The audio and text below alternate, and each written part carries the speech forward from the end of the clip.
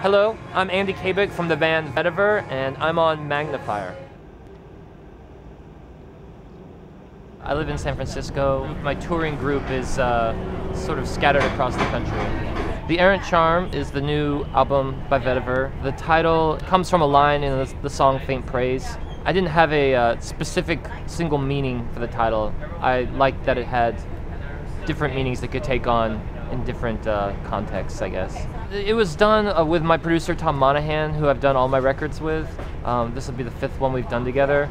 And the difference between it and the last couple records would be mainly that those records were tracked live in the studio with all of my band kind of gathered in one place, set up together. And this one started with just Tom and myself at his home studio, kind of sifting through some ideas, a couple finished songs and ones that were just kind of scraps of things that we pulled together.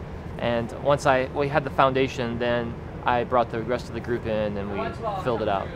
Wonder Why? Wonder Why is like a more topical song. It's sort of, the lyrics speak to sort of a feeling of powerlessness amidst economic malaise, but the song itself is very poppy and one of the most catchy songs I've written, so it has that sort of, you know, frisson going on through it. Well, Can't You Tell is a very different sounding song than most other songs I've released, and it came from a scrap of a riff that I brought down to LA with Tom, and then we elaborated it, and as we brought in different keyboards and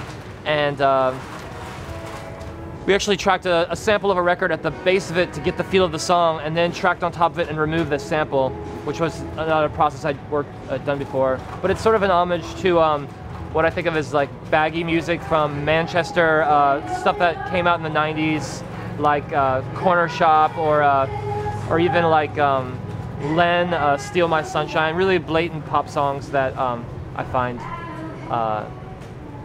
like candy, and I wanted to make something kind of like that. So there's a record by this artist Devin Sproul, I Love You Go Easy. That's a great record. The new Kurt Vile record. I like the new Cass McCombs record. Fruit Bats record, which just came out, is great. I love the Fresh and Onlys, Kelly Stoltz, the OCs, Sunny and the Sunsets. The band Tussle was a band I started with 3 friends of mine, gosh, in early 2000s. 3 of us were living together and we just were practicing or screwing around in our basement, basically is how it started. All of us playing instruments that we really hadn't played before. So it was just getting to know one another really in that context, because my other friends were primarily visual artists. They were attending the Art Institute. The percussion set that Jonathan made, he welded it at the Art Institute, so it was like a sculptural piece that he kind of played. Gary Held, who runs Revolver Distribution and who I have a label with, he's done a great job keeping things going for distributing independent records in America, as lots of other businesses have closed up. Michael Hurley I find very inspiring.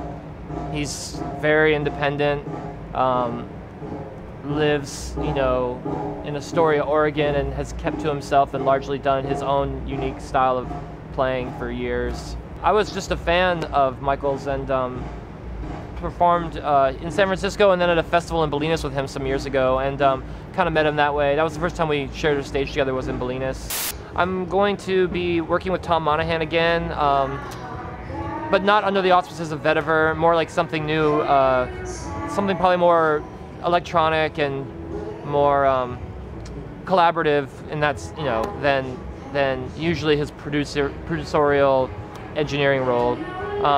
And I'm going to be producing, I think, another record with Tom as well, for Johnny Irian and Sarah Lee Guthrie. I did one record with them, and so that's probably going to happen next year.